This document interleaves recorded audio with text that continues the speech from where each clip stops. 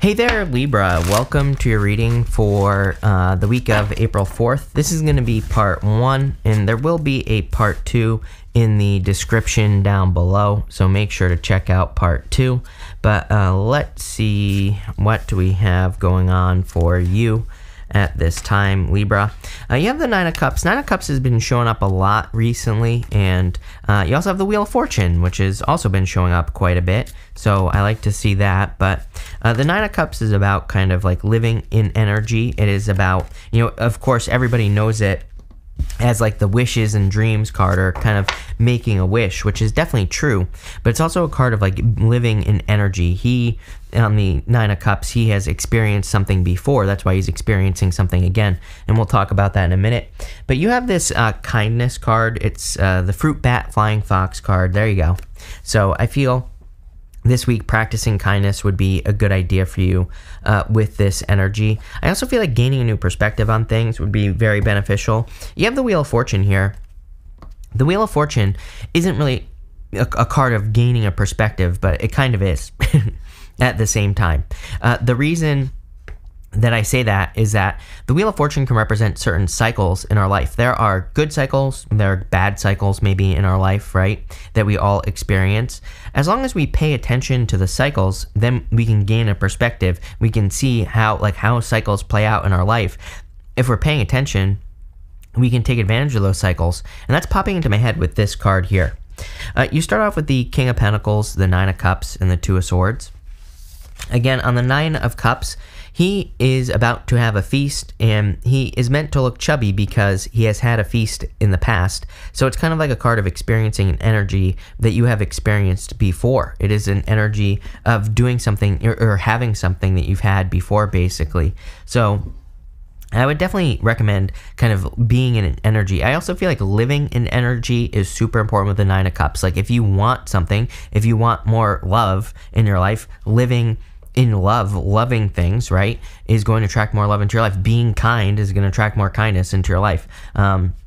We can be abundant without having abundance, and if we give in abundance, then we attract more abundance, right? So it's kind of like an energy of needing to live in energy, or needing to kind of like really be a form of energy that you desire to have. Kind of a hard one to wrap your head around, but that's what I would do with this card.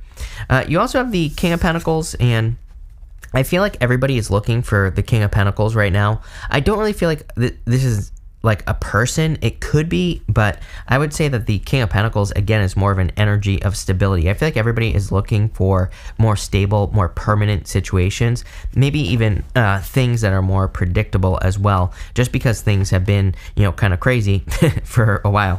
You also have the Two of Swords here. And the Two of Swords is about needing to experience something new.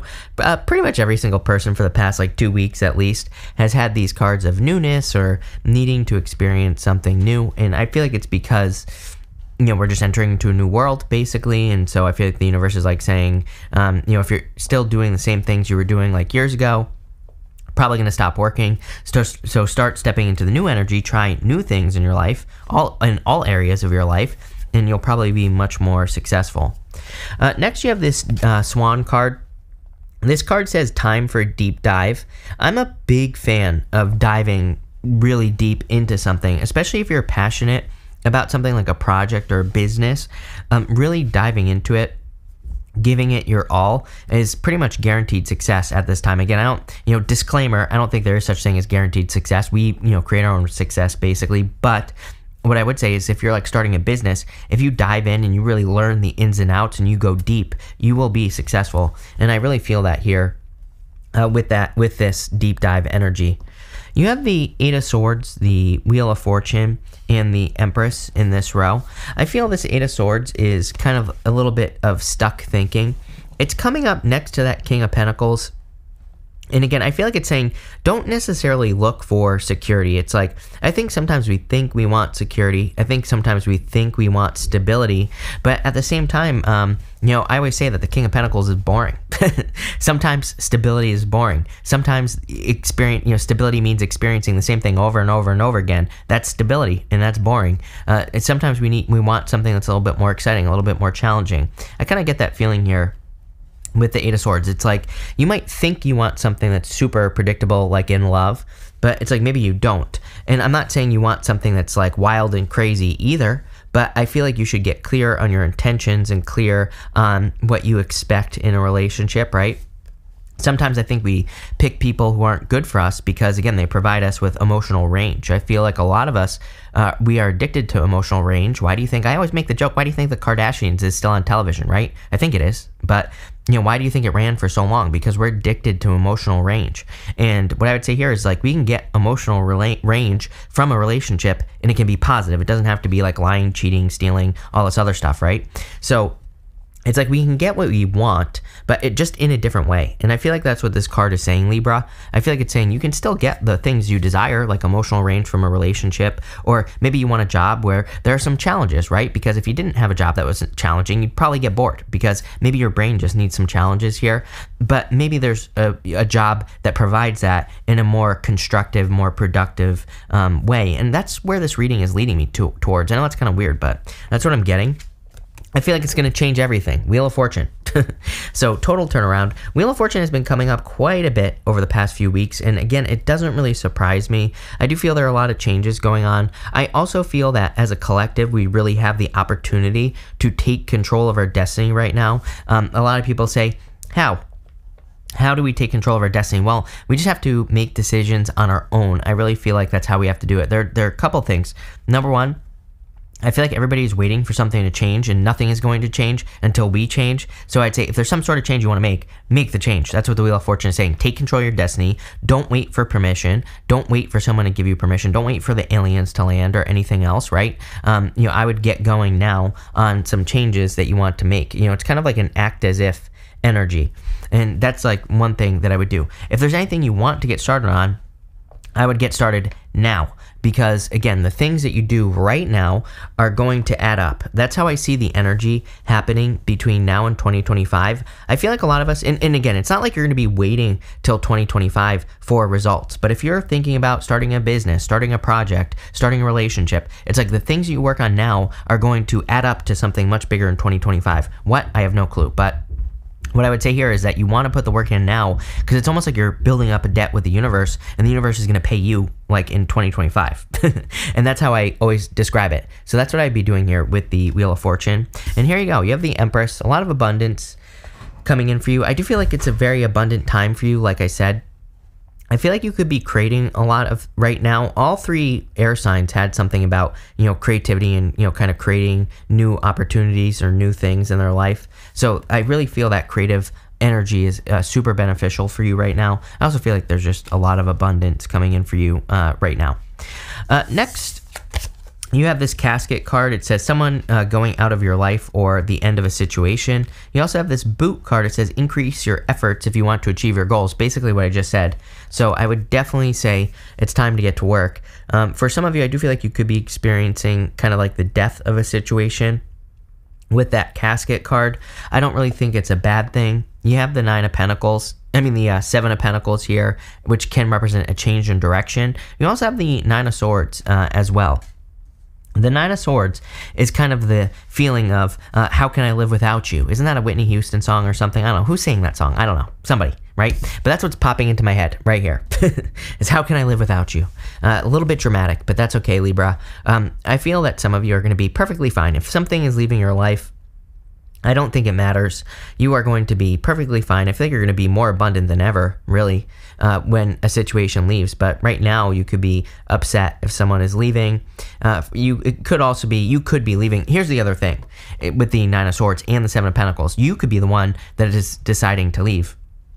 I think we can leave a situation that we know isn't right for us and still be sad about it, right? So I feel like you're having feelings here with the Nine of Swords. That's really all I'm getting on the Nine of Swords, is the fact that you're just having feelings about a situation. There's nothing wrong with that. Like I said, we're humans. We have feelings about things.